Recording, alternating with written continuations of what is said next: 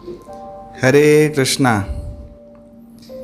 रविवासरीय श्रीमद् भागवत कथा प्रवाह में आप सभी का बहुत बहुत स्वागत है। ओम नमो भगवते वासुदेवाय। नारायणं नमस्कृत्यं नरं चैव नरोत्तमं देवीं सरस्वतीं व्यासं ततो जयमुदीरयेत्।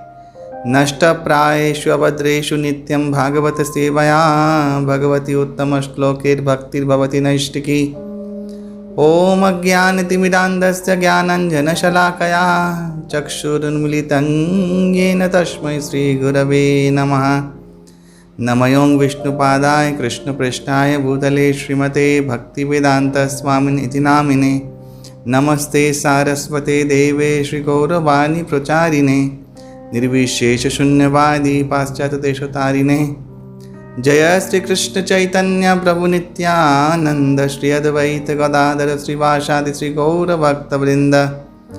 हरे कृष्ण कृष्ण कृष्ण हरे हरे, हरे राम राम राम हरे हरे। मुखं करोति वाचालं पंगुं लंघयते गिरिं यत्कृपातमहं वन्दे श्रीगुरुं दिनतारिणं श्रीचैतन्यं ईश्वरं श्रीपरमानन्दमाधवम्। ओम जन्माद्यस्य यतहन्यातितरस्सर्तेषु अभिज्ञस्वराट् तेन ब्रह्महृदयादिकवये मुह्यन्ति तत्सूरयः तेजो वारिमृदां यथा विनिमयो यत्र त्रिसर्गं मृषाः धाम्ना स्वेन सदा नियस्तकुहकं सत्यं परमधीमहि। नाम संकीर्तनं यस्य सर्वपापप्रणाशनं प्रणामो दुःखशमनस्तं नमामि हरिं परं। हरिः ओम तत्सत्। हरे कृष्ण कृष्ण कृष्ण हरे हरे, हरे राम राम राम हरे हरे। ग्रंथराज श्रीमद् भागवतम की जय।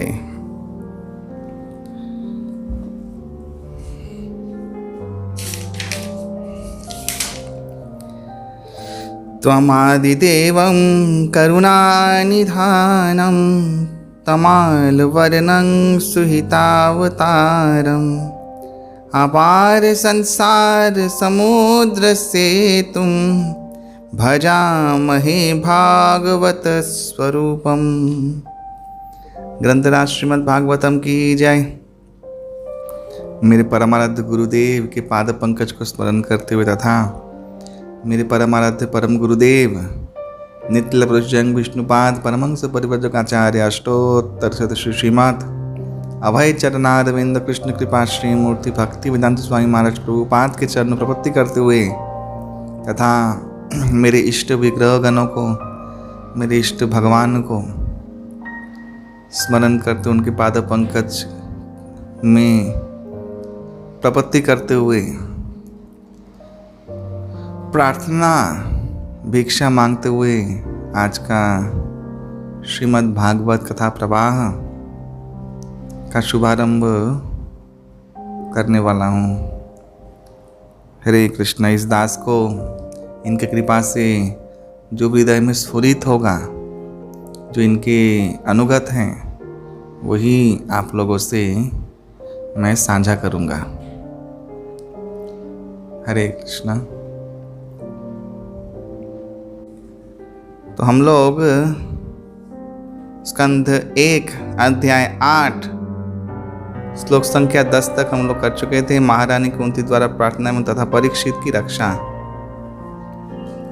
तो बहुत कुछ तथ्य हम लोगों ने सुना, अभी उसके आगे हम लोग सुनेंगे।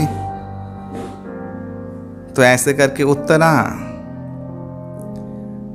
भगवान के शरणागत हुई और एक जलते हुए लौह शलाका को आते हुए देखा और भगवत शरणागत हो गई और ये कहा कि आपकी अगर इच्छा है भगवान, ये शरणागति आपकी अगर इच्छा है भगवान, भले ये जो भी आ रहा है मेरे पास, उसको पता नहीं वो ब्रह्मास्त्र है, वो मेरे शरीर को नष्ट कर दे, लेकिन मेरे पुत्र जो हैं, मेरे पुत्र की रक्षा हो। ये अभिमन्यु पुत्र महाराज परीक्षित, महाभागवत महाराज जन्म के पूर्व ही गर्भ में ही भगवान के दर्शन हो गए। भगवान ने गदा प्रहार से गर्भ में घुसकर उस ब्रह्मास्त्र के प्रहार को गदा से निवृत्त किया। भगवान को देखा, इसलिए जब जन्म हुआ उसके सबसे पहले वो भगवान को देख रहा। इक्षित सब जगह खोज रहा था वो श्याम वर्ण व्यक्ति कहाँ है, ऐसे करके, इसलिए नाम पड़ा परीक्षित। महाभागवत तो यहाँ पे उत्तरा, मैंने पहले भी कहा है कि स्त्री का कई सारा धर्म है, समाज का बहुत सारा धर्म है। नाना धर्म क्या है? अपना अपना कर्तव्य, अपना पोजीशन, अपना अपना ड्यूटीज। हाँ, अगर वो पालन नहीं करते हैं तो वही अधर्म हो जाता है। तो एक माता जो विधवा हो चुकी हैं,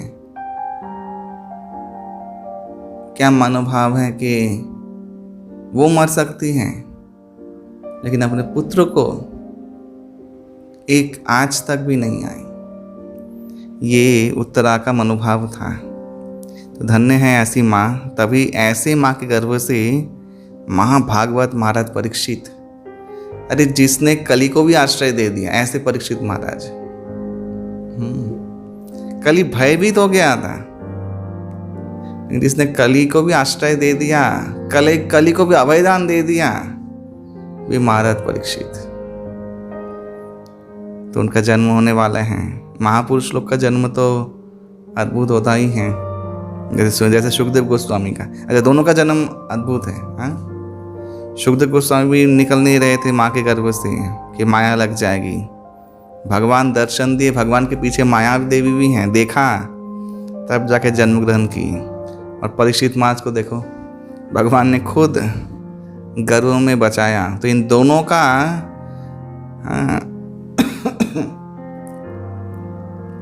सिद्ध और सेवक का जोड़ा होता है।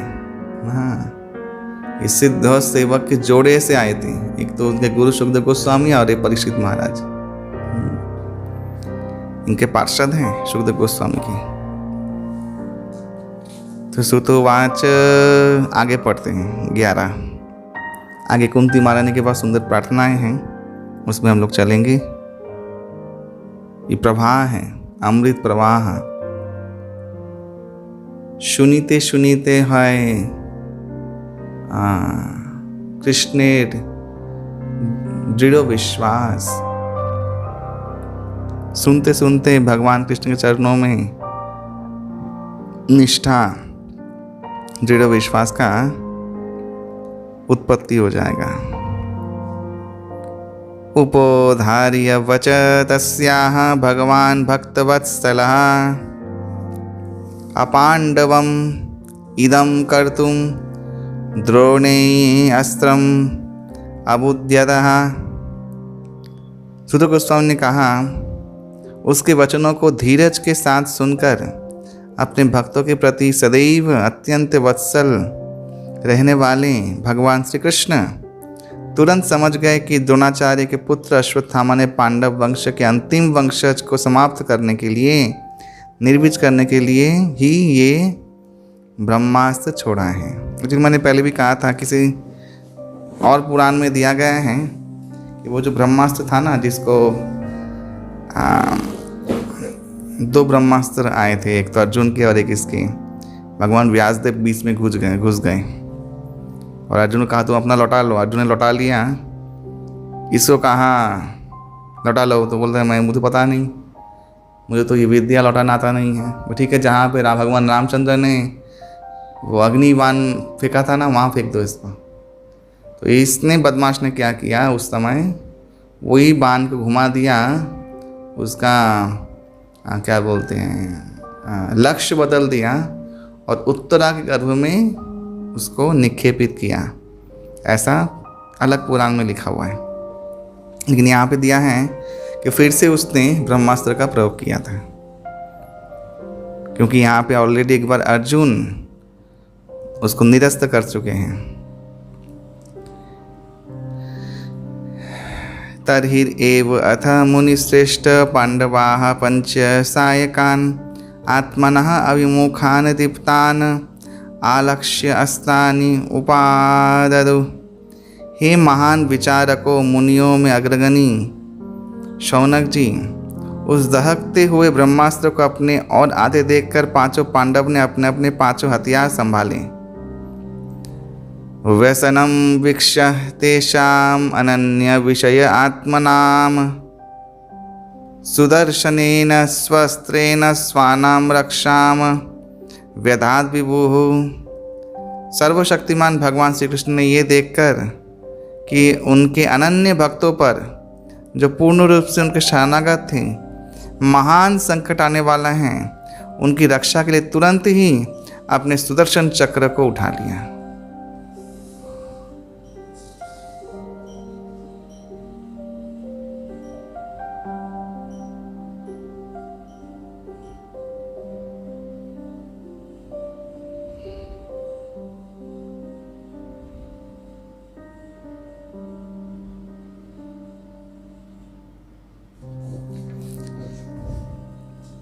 ये ब्रह्मास्त्र के बारे में बहुत कुछ लिखा गया है प्रभुपाद के द्वारा कि ब्रह्मास्त्र परमाणु बम के जैसा है, लेकिन इसमें और भी अधिक मात्रा में तेज होता है। लेकिन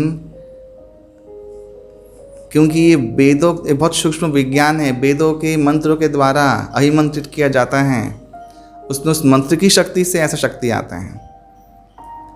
स्वयं ब्रह्मा जी की ऊर्जा शक्ति है। एक्चुअली ब्रह्मास्त्र और क्या है, ब्रह्मा जी का तपोबल है। जैसे अमृत, जिस अमृत के लिए सब लोग मरते हैं, देवतागण मर रहे हैं एकदम सब लोग ही, ऐसा कोई राक्षस नहीं है जिसने अमरता का वरदान नहीं मांगा हो। और अमरता मिलती कैसे? अमृत पान करके। तो ये अमृत क्या है? ये अमृत और कुछ नहीं है, भगवान अनंत शेष जब आपने सहस्त्र फनों को जस्ट झुमाते हुए कीर्तन करते हैं, भगवान का नाम पुकारते हैं, जो आदि बलराम वही अनंत शेष रूप में भगवान की शेष शैया बनते हैं। वो अनंत शेष अपने इतने सारे फनों को वो एक क्षण भी भगवत नाम उच्चारण किए बिना नहीं रहते। जब उच्चारण करते हैं इतना मग्न होकर सहस्त्र फनों से, तब उनके मुंह से जो लाल टपकती हैं वो अमृत है। सोचिए, एक सर्प के मुंह से जो टपकता है वो विष है, और यहाँ पे अनंत शेष के मुंह से जो टपक रहा है वो अमृत है। एक्चुअली वो अमृत, वो विष ही है, लेकिन वो नाम का इतना शुद्ध प्रभाव है कि वो विष भी अमृत बन गया। हाँ, और उसको देवता लोग धारण करते हैं, उसको अमृत बोलते हैं। इसलिए ये ब्रह्मास्त्र क्या है? ये जो तेज है, ये जो ब्रह्मास्त्र का, जो ब्रह्म मंत्र के द्वारा विमंत्रित किया जाता है, ये और कुछ नहीं है, ब्रह्मा जी का दिव्य तपस्या का शक्ति है। सोचिए, आणविक शक्ति। एक्चुअली इसको हम लोग ऐसा समझ सकते हैं कि देखिए, ये जो एटम बम क्या है, एक बड़े यूरेनियम जैसे ऐसे जो रेडियो एक्टिव एलिमेंट्स हैं, उनके न्यूक्लियस को एक बड़े न्यूक्लियस धक्का मारने से उनके अंदर जो और भी प्रोटॉन न्यूट्रॉन जो कणाएं हैं, हाँ, उनका ऑर्बिट से वो लोग निकल जाते हैं, बाहर निकल जाते हैं। जब वो लोग ऑर्बिट छोड़ते हैं तब ऐसा शक्ति निकलता है उस एक न्यूक्लियस से कि पूरा विश्व ब्रह्मांड नष्ट हो जाए। सोचिए, उस परमाणु में, इसलिए एटम बम परमाणु बम बोलते हैं, वो तो दिखेगा भी नहीं आंखों से, उसमें इतना शक्ति छुपा हुआ है। ठीक ऐसे ही ब्रह्मास्त्र में मंत्रों के द्वारा, शब्द ध्वनि द्वारा शक्ति छुपा हुआ है। देखिए, शब्द एक शक्ति है, वो तेज शक्ति भी शक्ति है, शक्ति कभी नष्ट नहीं होती, एक शक्ति से दूसरी शक्ति में रूपांतरित हो सकती है। बस ये शक्ति का यूनिवर्सल लॉ है, नित्यता सूत्र है, ये आप लोग पढ़े होंगे फिजिक्स में। शक्ति को नष्ट नहीं किया, क्रिएट नहीं किया जा सकता, वो है जितनी मात्रा में वही है, शक्ति है। शक्ति का कोई परिभाषा नहीं है, इवन विज्ञान में भी आज तक भी परिभाषा नहीं है, डेफिनेशन क्या है शक्ति का। सिर्फ बोलते हैं शक्ति के ऐसे ही एक सूत्र बना दिया है, जो तो परिभाषा दे नहीं पा रहे हैं, सूत्र बना दिया है। वो शक्ति किसकी है? एटम में, एटम बोमा में। हम लोगों ने उसको एक्सेस कर दिया है, न्यूक्लियस को न्यूक्लियस धक्का मार रहे हैं, लेकिन उस शक्ति जो है वो तो हम लोगों ने वहाँ डाला नहीं है, विज्ञानी ने। वो शक्ति ऑर्बिट से ऑर्बिट छोड़ते अपने आप ही निकलता है। इमेंस पावर, माने सोच नहीं सकते। सोचिए वो एटम बोमा का इतना कमाल है। ठीक है, ऐसे ही अभिमंत्रित ब्रह्म मंत्र को किसी बाण में लगने से वो ब्रह्मश्री अस्त्र बनता है। वो ब्रह्मा जी का तेज है, तपोबल का, वो कितना तेजवान होगा सोचिए। तो इसलिए ब्रह्मशीर अस्त्र, ये सूक्ष्माति सूक्ष्म विज्ञान जो आधुनिक युग में मनुष्य लोग नहीं बना सकते। ये दिव्य ज्ञान ऋषि मुनियों के पास था, ये दिव्य ज्ञान पांडवों के पास था, ये दिव्य ज्ञान देवताओं के द्वारा प्रदत्त होता है। ये मर्तलोक के किसी मनुष्य को प्राप्त नहीं हो सकता किसी भी सामर्थ्य द्वारा। जैसे मर्तलोक में कुछ चीज़ें हैं वो पाताल लोक में प्राप्त नहीं हो सकता, मनुष्य के लिए है। ठीक है, ऐसे स्वर्गलोक की कुछ चीज़ें हैं देवलोक के, वो मनुष्य को ऐसे प्राप्त नहीं हो सकता, चाहे वो जितना बुद्धि लगे, चाहे जो जितना भी कुछ करे। वो उन लोगों के आदिवासियों के लिए हैं। वो लोग अगर दे तो अलग बात है, ब्रह्मा जी ने दिया है इसलिए उन्होंने लिया, देवताओं द्वारा प्रदत्त होता है। तो यह ब्रह्मशील ब्रह्मास्त्र का विज्ञान। हाँ, ऐसा मत सोचिए सब कहानियाँ लिखी हुई है कैसा, वही चीज़ है, वही एक ही चीज़ है। अंतशेष का लाल टपकना, वो अमृत बन रहा है। भगवान के नाम शक्ति का इतना पावर है, शब्द ध्वनि का इतना पावर है। क्योंकि एक कहावत देखिए, ऐसे समझिए इसको, विषय और विष में दोनों में सबसे ज़्यादा खतरनाक विषय है। विष तो आत्मा को देह से अलग करता है, लेकिन जो विषय है वो आत्मा का अधोगति तो करता ही है, परमात्मा से अलग कर देता है। इसलिए देखिए वहाँ पे अनंत शेष का विष उनके भगवान के नाम उच्चारण द्वारा अमृत बदल रहा है। क्योंकि अनंत शेष के अंदर तो कोई विषय वासना नहीं है, शुद्ध भक्त है, विशुद्ध भक्त है, इसलिए उनके मुंह से नाम उच्चारण हो रहा है, उसके द्वारा वो लाल जो है वो अमृत बन जा रहा है। ठीक ऐसे ही जब हम लोग भगवत नाम लेते हैं, मैंने बोला ना विष से खतरनाक क्या है विषय। तो जब हम लोग हरिनाम लेने लगते हैं, देखिए हरिनाम का क्या महिमा है। हम लोग लेने लगते हैं हरिनाम और हमारे विषय वासना जो सबसे खतरनाक चीज़ है, विष से भी ज़्यादा विषयला है, वो परिवर्तित होकर अमृत में बदल जाता है एक दिन। इसलिए कृष्ण भावनामृत, विषय चेतना विष भरा था हमारे चेतना में, अभी क्या हो गया, वो भावना में अमृत हो गया है। अमृतत्वम कल्पते अश्नुता इति वेद कहता है। हाँ, तो ये नाम का महिमा है, वो दोनों एक ही चीज़ है, ऐसे समझिए। तो ठीक ऐसे ही ये ब्रह्मशीर अस्त्र बहुत सूक्ष्म विद्या है। ये अस्त्र शस्त्र दोनों विद्याओं से ये अस्त्र का माने ये जो पावरफुल अस्त्र हैं उससे उसका अनुसंधान होता है। अस्त्र चाहिए माने तो कुछ चाहिए जिसमें अभिमंत्रित किया जाए, तो अभिमंत्र जो है वो है शस्त्र विद्या। हाँ, तो दोनों एक साथ उसमें लागू होता है, अस्त्र शस्त्र विद्या। अंतस्य सर्वभूतानामात्मा योग ईश्वरः हरि स्वमायया आवृणोत गर्भं वैराट्य कुरुतन्त्वे। वो बोलना मैं भूल गया कि पांडवगण इतने महान आश्रित भक्त थे कि भगवान ने उनके लिए सुदर्शन उठा लिया। परम योगेश्वर श्री कृष्ण प्रत्येक व्यक्ति के हृदय में परमात्मा के रूप में निवास करते हैं। अतः कुरुवंश की संतति की रक्षा करने के लिए उन्होंने उत्तरा के गर्भ को अपनी शक्ति से आवृत कर लिया, अपनी शक्ति से, योगमाया शक्ति से। भगवान का अनंत शक्ति है। यद्यपि अस्त्रम ब्रह्मशीरः तो अमोघम च अप्रतिक्रियम, उसका कोई माने उसको कोई हरा नहीं सकता, अमोघ शक्तिशाली अस्त्र है। वैष्णवम तेज आसाद्या समसाम्यत भृगु उद्वदः। हे शौनक, यद्यपि अश्वत्थामा द्वारा छोड़ा गया परम ब्रह्मास्त्र अमोघ था और उसका निवारण नहीं हो सकता किसी भी सामान्य व्यक्ति के द्वारा, लेकिन विष्णु श्री कृष्ण के तेज के समक्ष वह निष्क्रिय हो गया और व्यर्थ हो गया। ये भगवान का भगवत्ता है। ब्रह्म तेज से शक्तिशाली है शिव ज्वर।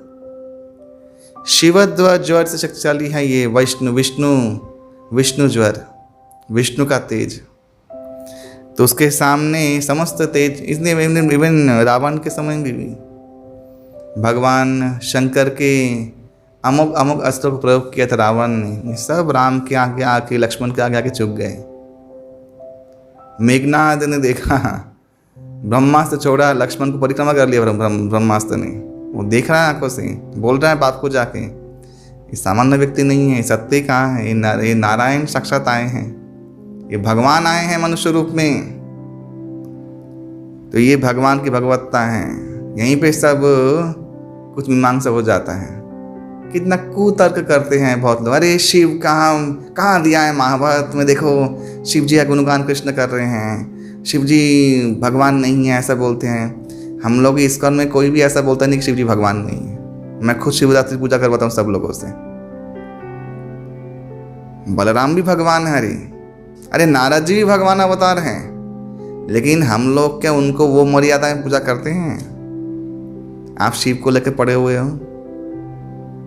रावण को शिव जी का समस्त, बानासुर को भी शिव जी का समस्त शस्त्र प्राप्त था। अरे उसको छोड़ो, नरकासुर की बेटी कामकंटका, कामाख्या देवी से महासिद्धियाँ, हाँ 10 महाविद्या शक्ति को प्रकट करके सब सिद्धियाँ प्राप्त थी जो अमोघ हैं। फिर भी भगवान कृष्ण के आगे तो क्या कर सकते हैं? वो परमेश्वर भगवान हैं।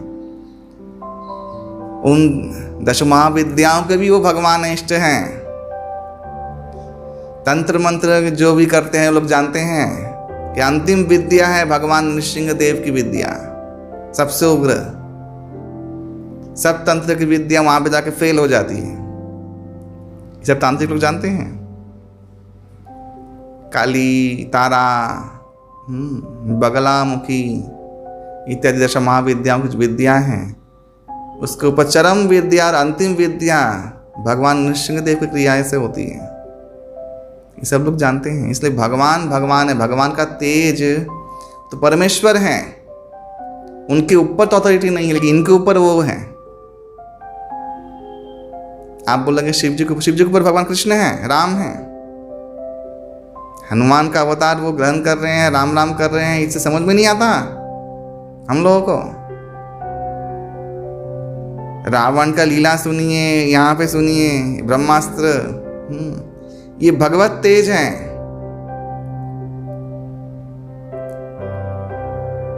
एक दिया जो है मूल दिया, उससे बहुत सारे दिए जल गए, लेकिन वो जो दिए जले हैं वो इस दिए से जले हैं, भले वो समान रूप से दीप्यमान हो रहे हैं।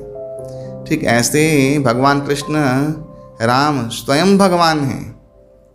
इनसे निकले हैं स्वांश, शिव इत्यादि, विष्णु इत्यादि।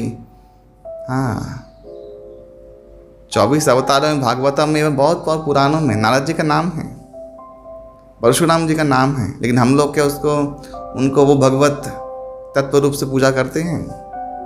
वे लोग स्वांश हैं, भगवान है, हम लोग श्रद्धा है, वही कृष्ण ही है, वो रूप में है। लेकिन उनको जो वो लोग कर रहे हैं, नारद मुनि हरिगुण गान गाते हैं, वो भक्त की महिमा को बनाए रखते हैं, तो उस महिमा में उनका अधिक महत्व है, ये समझना है। इसलिए भगवान शंकर की महिमा है वैष्णवता में, वो जो वैष्णव श्रेष्ठ है उसमें ज़्यादा महिमा है। बलराम जी की महिमा उसमें ही है कि वो वैष्णव श्रेष्ठ है, भगवान के सबसे बड़े दास हैं। वैसे तो गिरिराज जी भी विष्णु तत्व है, शालिग्राम स्वरूप ही है, बट गिरिराज को क्या कहा? हरिदास वर्य कहा भागवतम में, कि हरिदास को सर्वश्रेष्ठ हरिदास कहा गया। तो वो हरिदास, वो हरि हैं, हरि के रूप हैं। हरिदास कौन हरि के? कृष्ण के दास, कृष्ण हरि के। हाँ, तो यहाँ पे देखिए, ब्रह्मशील अस्त्र अमोघ हैं। सामान्य व्यक्ति या कोई देवियां, चंडी वंडी इत्यादि, इनकी शक्ति भी उस ब्रह्म तेज, ब्रह्मशीलक शक्ति के सामने निस्तेज हो जाएगा, क्योंकि वो अल्टीमेट थर्ड अथॉरिटी है, तीसरे नंबर पे आता है। उसके बाद शिव जी, उसके बाद विष्णु तेज, हाँ, और बाकी सब इनके अंतर्गत। तो इन देवियों का शक्ति भी ब्रह्मशील अस्त्र के सामने निस्तेज हो जाएगा। और वो ब्रह्मशील अस्त्र को भगवान ने अपनी योग माया की शक्ति से पहले तो गर्भ को कवर किया, और फिर सुदर्शन के तेज के द्वारा, अपने तेज के द्वारा उसको निष्क्रिय कर दिया। मंगस्था ही एतदाश्चर्यं सर्वाश्चर्यमये अच्युते य इदं मायया दिव्या सृजति अवति हन्ति यजः। हे ब्राह्मणों, इसे गुह्य तथा अच्युत भगवान के कार्यकलापों में विशेष आश्चर्यजनक मत सोचो। वे अपनी दिव्य शक्ति से समस्त भौतिक वस्तुओं का सृजन, पालन, संहार करते हैं, यद्यपि वे स्वयं अजन्मा हैं।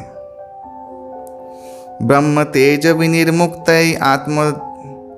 आत्मजयी सह कृष्णया प्रयाण मुखम कृष्णम इदम आह पृथा सती। इस प्रकार ब्रह्मास्त्र के विकिरण से बचकर भगवान की भक्त सती कुंती ने अपने 5 पुत्रों तथा द्रौपदी सहित घर के लिए प्रस्थान करने को उद्यत श्री कृष्ण को इस तरह संबोधित किया। ये कुंती का प्रार्थना शुरू हो रहा है। ये पृथा, ये कुंती, क्या कष्ट जीवन में शुरुआत से, लेकिन भगवान श्री हरि का चरण आश्रय किसी परिस्थिति में नहीं छोड़ा। हाँ, और अभी जो प्रार्थना है, ये प्रार्थना से समझ में आता है कि उनकी भक्ति का स्थिति कहाँ तक था। यद्यपि वो स्त्री है, संसारी है, विधवा है, 5 पांडवों की माँ है,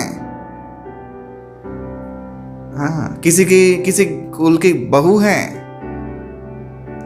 इतने धर्म निभाते हुए वो कृष्ण से क्या कह रही हैं, ये सुनते ही हृदय गदगद हो जाता है। ये कुंती महारानी का प्रार्थना पढ़ने का बहुत श्रुति फल है। जो कुंती महारानी का प्रार्थना पढ़ता है उसको संसार के जितने भी दुख होते हैं उस दुख को सहने की संपूर्ण शक्ति मिलती है इन प्रार्थना को पढ़ने से।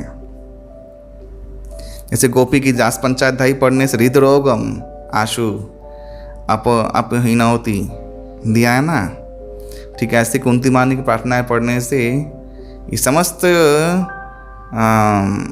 अद्भुत सहन शक्ति मिलता है। कुंती मानी सहनशीलता की खुद एक मूर्त है।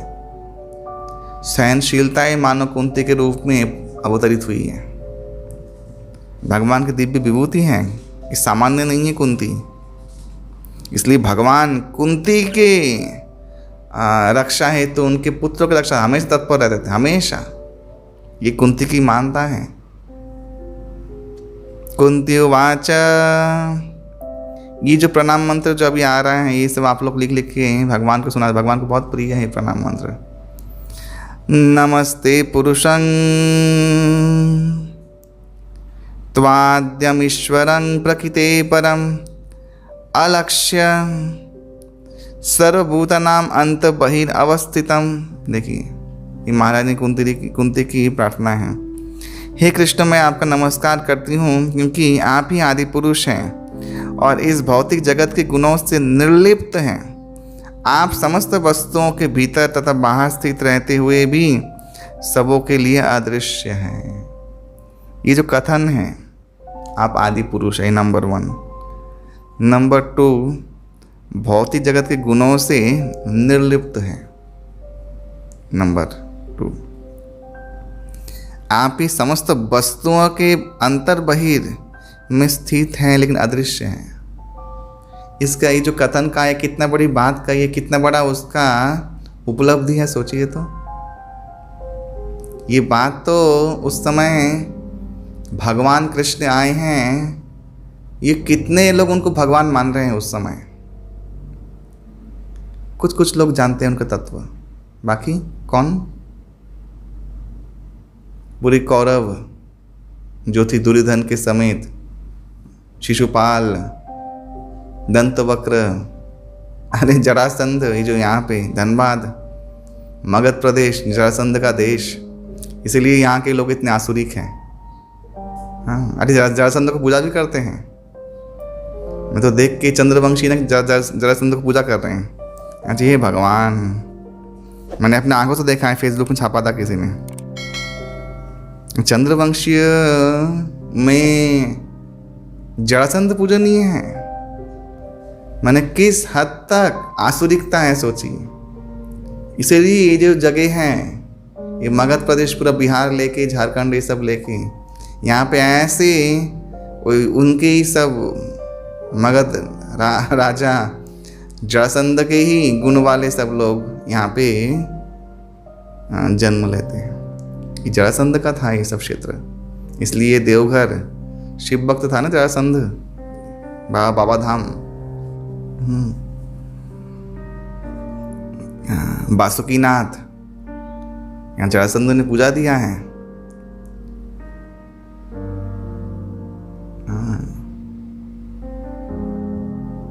नौलखा पहाड़ में जरासंध ने तपस्या किया है। तो ये सब स्थान उसके उनका ये मगध प्रदेश विशेष करके सबसे अधोगति प्राप्त हुआ, क्योंकि जहाँ पुण्यात्मा जन्म लेते हैं वहाँ पे वहाँ का वायु, वहाँ का मिट्टी, वहाँ का पानी, उसमें अलग प्रभाव होता है। जहाँ महात्मा लोग आते हैं और जहाँ पे आसुरिक वृत्ति वाले लोग आते हैं, जन्म लेते हैं, वहाँ का पानी, वहाँ का जलवायु, वहाँ का मिट्टी, उसमें अलग गुण हो जाता है। इसलिए यहाँ पे जन्म लेते ही अलग गुण वाले हो जाएंगे। ये प्रभाव है।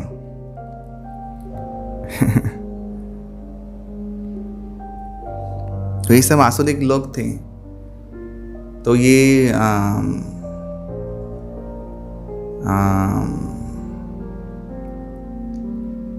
भगवान को कहाँ जान पाए थे? बोहिर निश्चिंग हृदय निश्चिंग निश्चिंग मादिंग शरणं प्रपद्ये, हम लोग गाते हैं निश्चिंग प्रेयर में। प्रहलाद महाराज ये वाला उपलब्धि कर रहे हैं। जो विश्वास है वही विश्वास सामने प्रकट हो रहा है। उनको हैरानी नहीं हो रही है, उनको तो विश्वास था भगवान उसमें है। हिरण्यकशिपु को हैरानी हो रहा है कौन आया है, प्रहलाद महाराज को हैरानी नहीं हुई। हरि है, हरि प्रकट, हरि को देख रहे हैं, वो प्रकट हो गया है। ध्रुव महाराज ने जो अंतर मन में परमात्मा, चतुर्भुज परमात्मा देख रहे हैं, तो वही बाहर प्रकट हो गया, उनको हैरानी नहीं हुई। जो अंतर में देखा वही बाहर प्रकट हो गया। उपलब्धि कुंती महारानी का ही उपलब्धि था। भगवान कृष्ण को आदि पुरुष कह रहे हैं। उनको कभी भी संदेह नहीं हुआ कि आपने इतने सारे गोपियों को रास क्यों किया। क्या बोल रही हैं आप? भौतिक जगत के गुणों से निर्लिप्त हैं, आप तो त्रिगुणातीत हैं। उनको संदेह नहीं हुआ कि उन्होंने रासलीला किया है, अरे भगवान है ना की शिशुपाल ने कहा था। तो ये कुंती महारानी की उपलब्धियां हैं।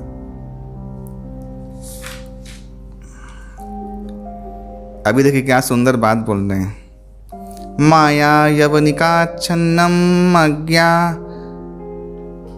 अधोक्षजम अव्ययम न लक्ष्यते मूढ़ादृशा नटनाट्य धर यथा।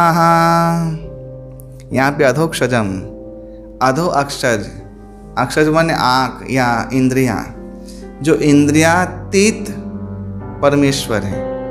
ये भौतिक इंद्रियों के द्वारा उनका पार पाया नहीं जा सकता, ये संभव नहीं है।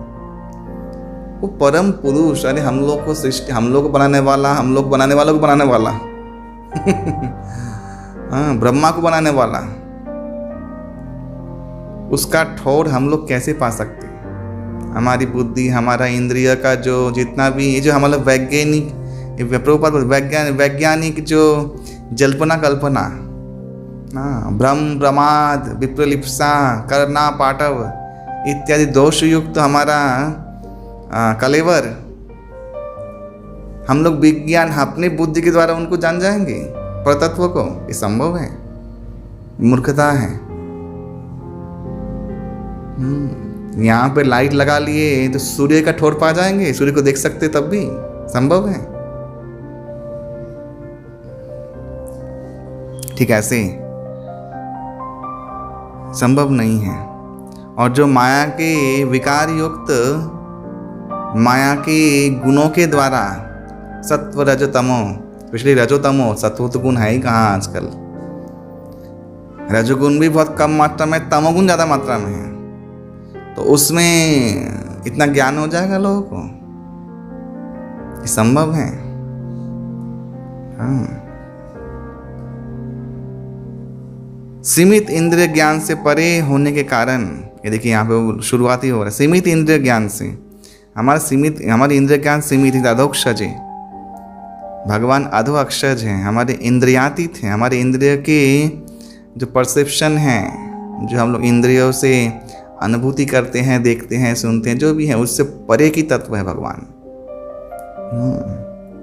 इसलिए भौतिक इंद्रियों द्वारा उसकी अनुभूति संभव नहीं है। जैसे बोलते हैं भगवान दिखाओ, कहाँ है? अरे मूर्ख, हवा भी तो दिखती नहीं, देखा है हवा को? चिल्ला जाके हवा दिखाओ, हवा दिखाओ। कौन विज्ञानी का बाप आके तो हवा दिखाते देखता हूं मैं भी। कोरोना वायरस देखा है आंखों से? देखा है कोरोना वायरस आंखों से? किसका बाप दिखाता है? तुझे दिखाओ, मुझे दिखाओ तो, आंख से दिखता है कि नहीं?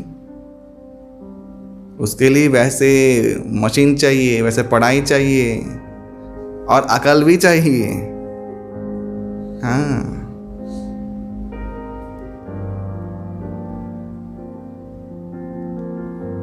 हम लोग बायोलॉजी लैब में जब हम लोग पढ़ते थे,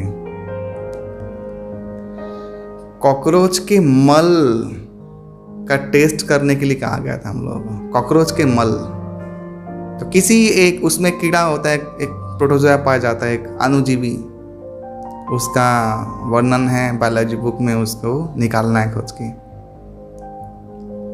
तो मेरे कॉकरोच में तो नहीं निकला, किसी के 2-3 में, एक जन के निकला, और मैंने जाके निकाला जाके। उसमें स्लाइड्स में लेके हम लोग देख रहे हैं। तो फिर मैंने कहा कि हम लोग जितने कॉकरोच हमने मारे हैं अभी, सब स्वस्थ थे। इसका मतलब ये वाला बीमार था। कॉकरोच खुद ही इतना शुद्र, उसके मल में भी कीड़ा है। हाँ, वो कीड़ा का हम लोग निरीक्षण कर रहे हैं। ये पढ़ाई है, हम लोग पढ़ के क्या होगा? ये पढ़ाई है। पूछिए जितने लोगों ने पढ़ा है।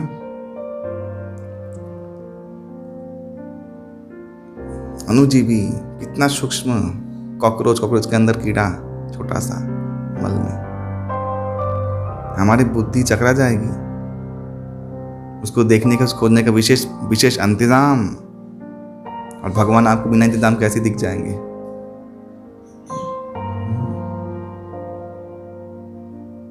बोले भूत कुछ नहीं होता, प्रेत क्या होता है? अरे तू तो खुद ही प्रेत बन गया है। तुझे और को भूत कौन? तुझे भूत लोग देखने के आने वाले हैं कुछ दिन के बाद। चढ़ता हुआ सूरज ही देखा, उगता हुआ सूरज तो आज तक देखा नहीं है, तो भगवान क्या देखेगा? या डूबते हुए सूरज को देखते हैं, बहुत लोग हैं दुनिया में, ऐसे लोग भी हैं। ना उगते हुए सूरज को, ना चढ़ते हुए सूरज को देखते, डूबते हुए सूरज को देखते हैं, बहुत लोग हैं ऐसे। तो भगवान देख लेंगे वो लोग, इतना योग्यता हो गया है। कुंती मालिनी का ज्ञान देखिए। सीमित इंद्रिय ज्ञान से परे होने के कारण आप ठगिनी शक्ति के पर्दे से ढके रहने वाले शाश्वत अव्यक्त तत्व हैं। देखिए, माया जवनिका छन्न, माया ठगनी शक्ति। माया माने क्या? जो नहीं है वही माया है। हम लोग को लगता है लेकिन है वो नहीं। असत्य सत्य कर मानिए, असत्य को सत्य करके मानने को, ये बुद्धि को माया कहते हैं।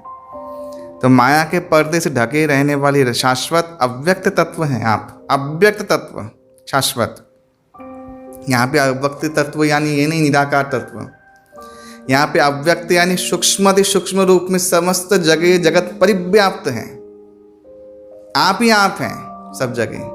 राम बसहु सर्वत्र समाना, सब जगह समान रूप से विराज करते हैं आप। ये इसका तत्व है, भगवान को कह रही हैं। आप मूर्ख दर्शक के लिए ठीक उसी प्रकार अदृश्य रहते हैं जिस प्रकार अभिनेता के वस्त्र पहना हुआ कलाकार पहचान में नहीं आता।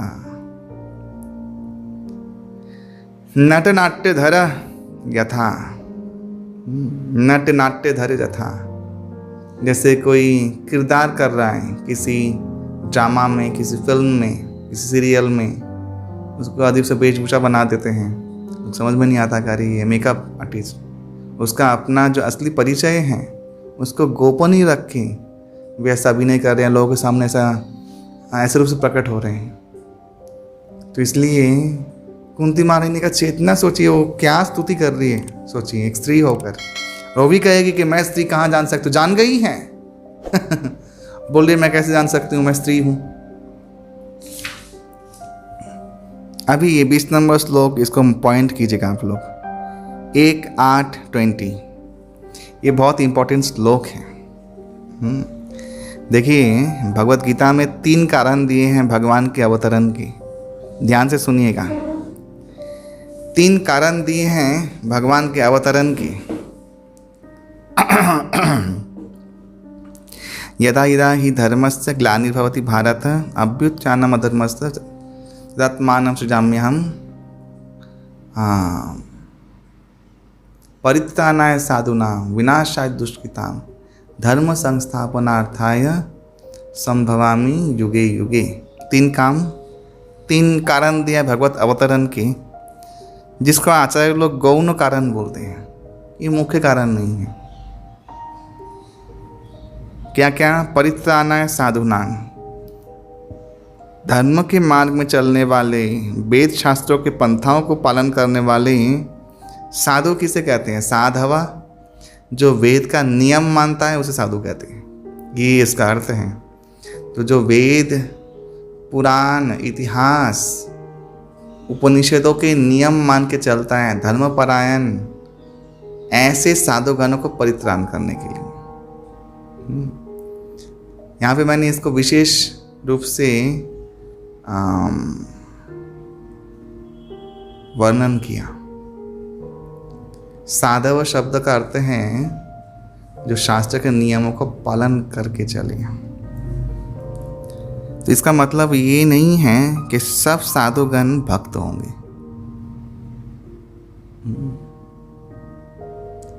इसका अर्थ ये नहीं है कि सब साधुगण भगवान के प्रेमी भक्त होंगे। कोई योगी भी हो सकता है, कोई ज्ञानी भी हो सकता है, कोई कर्मयोगी भी हो सकता है, और उनमें से कोई भक्ति योगी भी हो सकता है। वो सभी लोग उसमें आते हैं, साधवों में आते हैं। तो इसका अर्थ ये है भगवान सिर्फ अपने प्रेमी भक्त साधु को ही रक्षा करने के लिए नहीं आ रहे हैं, बाकी जितने कैटेगरी के लोग हैं, योगी, कर्मी, ज्ञानी, जो लोग वेद को मान के निर्देश अनुसार सतपथ पे चल रहे हैं, धर्म का परा, वो भी धार्मिक तत्व माने वो लोग चल रहे हैं पथ में, वो लोग भी महान है। इसीलिए वो अलग बात है, उनकी उपलब्धियों का जो लक्ष्य है उसमें थोड़ा भेदाभेद है। भेदाभेद माने उनकी प्राप्ति में, उनको जो प्राप्त होगा उसमें भेद हो जा रहा है, और वो पूर्ण नहीं है, पूर्ण प्राप्ति नहीं है। लेकिन इसका अर्थ ये है कि साधु माने इन सब कैटेगरी के साधु को भगवान त्राण करने के लिए आ रहे हैं। तो इसलिए ये गौण अर्थ, राजा ने कहा गौण अर्थ है, ये मुख्य अर्थ नहीं है। सभी साधुगणों को वो त्राण करने के लिए आएंगे। अच्छा, देन विनाशाय दुष्कृताम, दुष्कृति जो नेगेटिव एलिमेंट्स हैं, जो आसुरिक शक्तियां प्रभाव विस्तार करने वाली हैं, उनका प्रभाव को सीमित करने के लिए, बैलेंस करने के लिए, प्रतिहत करने के लिए वे आ रहे हैं। ठीक है, दूसरा गया।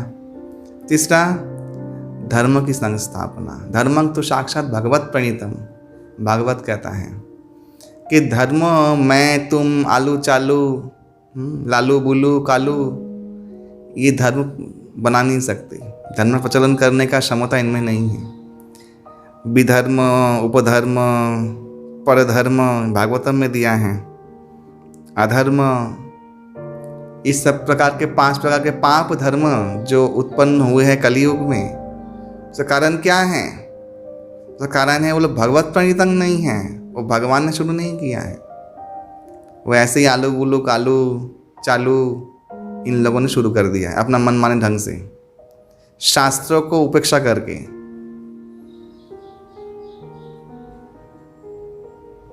भगवान गीता में कह रहे हैं 16:23 शायद, ज शास्त्र विधि उत्सृज्य वर्तते काम कारतः तस्य सिद्धिमवाप्नोति न सुखं न परांगति न च सुखम न परांगति।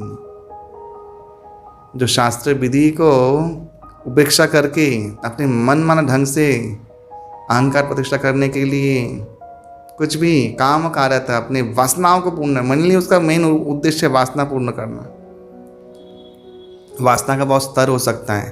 कोई छोटी फैमिली को भोग सकता है, कोई बड़े शहर को भोगना चाहता है, कोई बड़े राज्य को भोगना चाहता है, कोई पूरे देश को भोगना चाहता है, डोमिनेट करना चाहता है, उसमें रस है।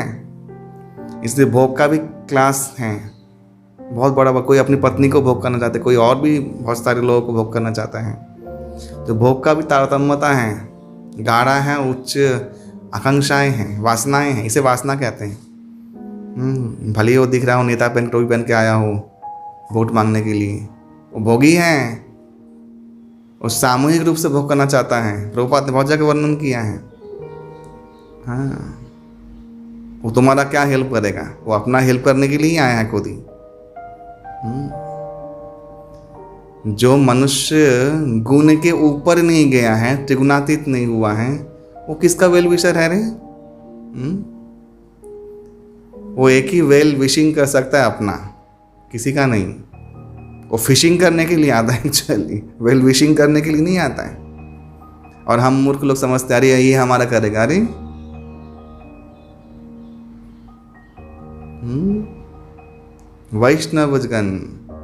वैष्णव जन को तेने कहिए पीर पराई जाने। अरे वैष्णवगण में वो बुद्धि है, क्योंकि उनका तृष्णा, उनका वासना तो है नहीं जो पूरा करने के लिए काम करेंगे। नौकरी कर रहे हैं, चाकरी कर रहे हैं, ऐसे तो कर नहीं रहे हैं। उनका वासनाओं से उन लोगों ने अपने आप को, वो जो चीज़ है उसको उखाड़ के फेंक दिया हृदय से। अपने शरीर को चलाने के लिए ज़रूरत है उतना ग्रहण करते हैं, बाकी और कुछ नहीं। भगवत भजन, उन वैष्णवगण, वो वैष्णवगण परम दयालु, परम कृपालु, उनका खुद का और कुछ भी चीज़ बाकी नहीं रहा है, भगवत तत्व को प्राप्त हो गए हैं। हाँ, पढ़ दुखे दुखी वैष्णव जनों तेने कहीं ने पीड़ पड़ाई जाने रही। उनको फिर दूसरे को देख के पीड़ा होती है कि देखो माया के प्रभाव में कैसे ये व्यक्ति अपने बहुमूल्य मनुष्य जीवन को नष्ट कर रहा है। तब वे लोग कृपा करके उपदेश देते हैं, कृपा करके, उनका कृपा है। वो है जिसका अपना स्वाद मिट गया है ना, वो ही जाके किसी को हाथ बढ़ा के उसको उद्धार कर सकता है। जैसे ऐसे समझिए दोनों ही पानी में डूब रहे हैं, हाउडू खा रहे हैं, कौन किसको बचाएगा बताइए? तो जो पानी से डूबा नहीं है, उबर गया, उठ के नौका में चल गया, सुरक्षित हो गया है, वही डूबे हुए व्यक्ति को हाथ बढ़ा सकता है। जो खुद डूबा है और वो भी डूबा है, दोनों ही तैरना जानते नहीं, वो कैसे किसको बचाएंगे? दोनों किसको बचाएंगे? ठीक है, ऐसे ही ये जो नेता, अभिनेता, नेता, पोछा, ये सब जो है ना, छलावा है। कोई किसी का वेल विशिंग नहीं कर सकता जब तक वो त्रिगुणातीत स्तर पे ना चला गया हो। ये संभव नहीं। सब स्वार्थी है, माँ बाप भाई बहन सब स्वार्थी हैं, शिष्य भी स्वार्थी हैं। और कलयुग के शिष्य तो वाह भाई वाह, बहुत बुरा हाल है गुरुओं का कलयुग में। कलयुग के शिष्य तो वाह भाई वाह, जी करता है एकदम नज़र उतार ले। हाँ, जहाँ चमक धमक फैसिलिटी मिल रहा है, इधर इस्कॉन में भी सब लोग शोकेस मैंने अपना अपना कांटेक्ट बढ़ाने के लिए आ रहे हैं। इस्कॉन तो बड़ा संस्था है, और फैसिलिटीज़ हैं, बहुत फ़ायदा है। थोड़ा चमचागिरी करना तो आता ही है सब लोगों को, यहाँ वहाँ घुस के थोड़ा मीठी मीठी बातें करके बस सब जगह ही शिष्य बने हुए हैं वो लोग। यहाँ भी शिष्य बने हुए हैं, कहीं और सब बहुत जगह शिष्य बने हुए हैं। हाँ, भक्ति का पाखंड कर रहे हैं और सब जगह शिष्य बने हुए हैं, सब जगह घूम रहे, भटक रहे हैं सब जगह। भक्ति करने तो नहीं आए ना, एक्चुअली आए हैं अपना उल्लू सीधा करने के लिए, अपना नाम कमाने के लिए। हाँ, और संसारी लोगों का क्या, मैंने देखिए कितना बड़ा कपटता है। संसारी लोगों का क्या नीति रहता है, चढ़ते हुए सूरज को सलाम करना। ठीक ऐसे ही जैसे आजकल तो यूट्यूब के द्वारा जो लोग प्रसिद्ध व्यक्तिगण हैं वो लोग ही शुद्ध भक्त हैं। जो शुद्ध भक्ति कर रहे हैं वो लोग शुद्ध भक्त नहीं है एक्चुअली। हाँ, ये है मीडिया मार्केटिंग। कल ही सब जगह प्रवेश करता है ना, कल ही सब जगह प्रवेश करता है। हाँ, कली का सूक्ष्म चाल होता है। और अज्ञानी व्यक्ति नौसिखिया वो समझता है कि हाँ अरे बाप रे बाप, ये चढ़ता हुआ व्यक्ति है, इसके पीछे रह के तो बहुत फायदा है। अरे ये कौन है, क्या है? इससे बड़े बड़े व्यक्ति नाम धन्य हैं, कथाकार, प्रवचन। नो डाउट उसमें शुद्ध भक्त भी है, ऐसा भी नहीं है। किसी लोगों को भगवान ने वो ख्याति दी है और किसी लोग अपने आप ख्याति किए हैं पैसा लगा लगा के। उसमें तो फर्क है ना। तो ये सब शिष्यगण जो हैं सब वही धंधाखोर, धंधाबाजी। हाँ,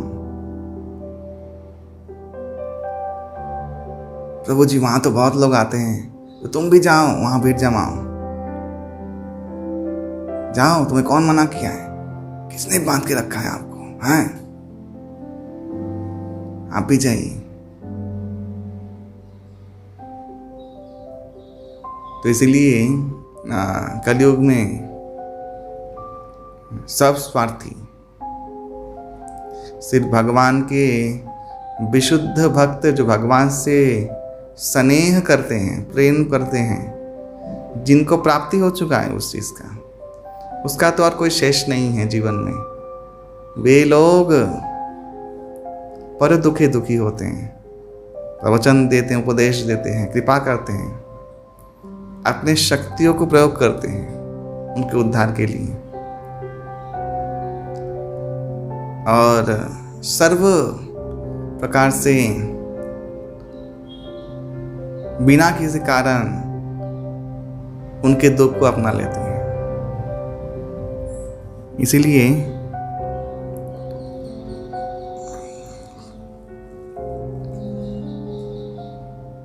ये जो धर्म नामे कोली काले जहाँ धर्म नामे चले, भागवते कहे तहाँ परिपूर्ण चले।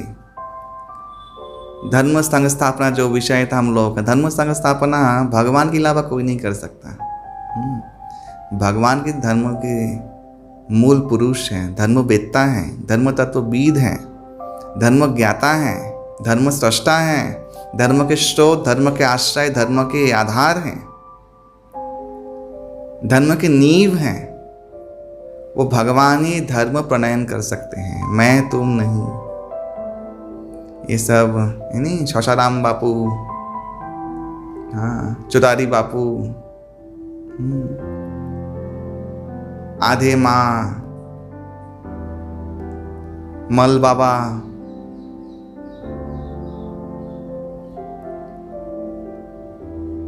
आमरहीम, सब जेल की हवा खा रहे हैं। और इन लोगों को फॉलो भी कौन करता है, मैं तो वही ताज्जुब हूँ मैं। उनका बुद्धि क्या होगा? कोई भैंस का दूध पी के, भैंस का दूध तो पिया है, वही इनके पास गया है। और ये लोग भी देखिए सब हरियाणा से हैं, जहाँ से भैंस का दूध का जहाँ पे ज़्यादा खपत है उसी जगह से हैं। आप देखिए इन लोगों का हिस्ट्री पढ़िए। हाँ, कौन फॉलो करता है पता नहीं बाबा, क्या फिलोसफी जानते, शास्त्र से कोई नाता नहीं है संप्रदाय नहीं है, खुद के गुरु नहीं है, गुरु है भी तो बोगस है। अपना एक अलग ढंग चल रहा है, अपना पंथ चल रहा है। हाँ, फिर एक क्या है, अहम कुमारी। मैं नाम नहीं बोलूँगा, समझदार को इशारा काफ़ी है, संकेत कर रहा हूँ। अहम कुमारी हैं। हाँ, फिर ये सब हैं, शास्त्र से कोई नाता नहीं है। भागवत भगवत गीता का कोई चीज़ का वहाँ पे संकेत नहीं मिलता है। अपना बकवास, अपना मनगढ़ंत ढंग के से लोगों को बरगलाते रहते हैं। कोई बोलता है शिव नहीं होता आदि योगी हैं, शिव जी ना की जहाँ जो आदि योगी जहाँ चले वो पत्थर शालिग्राम बन गए हैं। ये सब तथ्य देते हैं लोगों को। हाँ, लोगों को कैसे भ्रमित करते हैं। जो शास्त्र में शिव महिमा दिया हुआ है, पूरा भरा हुआ शास्त्र है, ना आदि योगी तो कोई मनुष्य था, वो जहाँ चल के गया उनका शालिग्राम बन गया। ये सब तथ्य देते हैं। आज का स्वामी कल का नारायण। तो उटपटांग, ये सब अधर्म परधर्म। हाँ, तो धर्म संस्थापना भगवान के द्वारा होता है, भगवान धर्म प्रतिष्ठा करता है। ये ऐसे आलू चालू ये सब नत्थु कह रहे नहीं। देखिए एक धर्म एक पाषाण चालू किया था, उसका प्रभाव देखिए आज। ये धर्म चल पड़े कलयुग में, कलयुग चलेंगे, कलयुग तो पुष्ट होगा इन्हीं चल धर्मों से ना। ये कलयुग के चेले हैं एक्चुअली, इसलिए चलेगा। कलयुग के तो एजेंट हैं ना ये लोग। तो लोगों को ऐसे बर्बाद करेंगे, उनकी आत्माओं का हनन करेंगे। तो भागवतम इसलिए शास्त्र पढ़िए, वेद व्यास प्रणीत शास्त्र पढ़िए, इसमें सब कुछ है। गीता, भागवत, हाँ,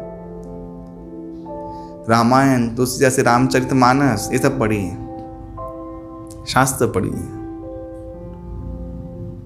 वैष्णव भक्तों के संप्रदाय की युक्त वैष्णव भक्तों का संग कीजिए। कहीं पर गाड़ी इसको आने की जरूरत नहीं है। जहाँ संप्रदाय के युक्त संत हैं वहां पर उनको चरणाश्रित कीजिए, आश्रय कीजिए। पहले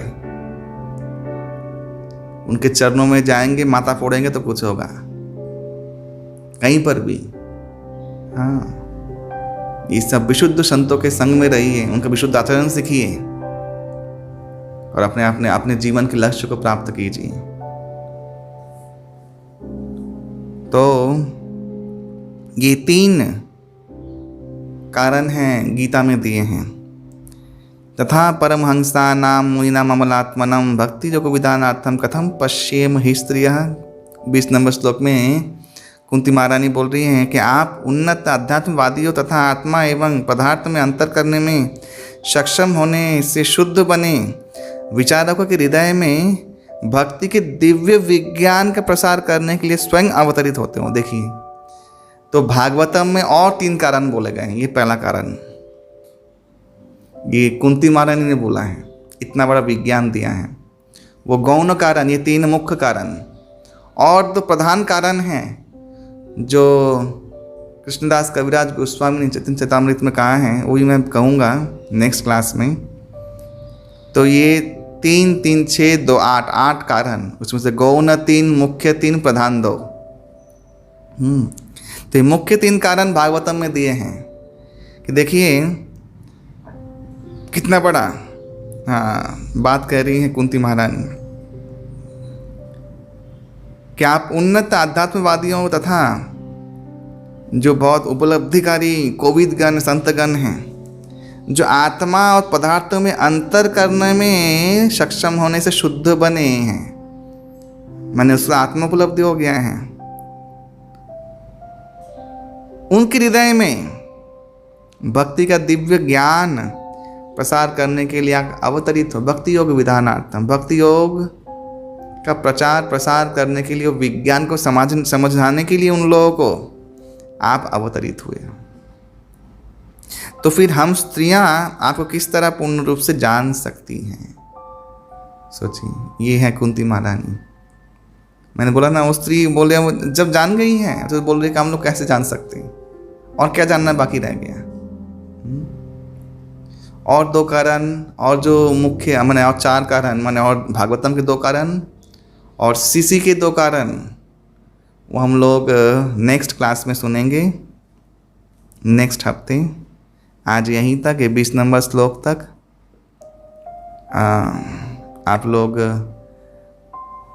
जब ये क्लास सुन रहे हैं तब प्रभुपाद जी का जो ग्रंथ है श्रीमद् भागवतम प्रथम स्कंद, वो पाठ पूर्वक समझते हुए अगर सुनेंगे तो और भी आप लोगों का ये जो विद्या है वो आपके हृदयंगम हो जाएगी। आपको एकदम सुंदर एक आपका हृदय में अवस्था हो जाएगा।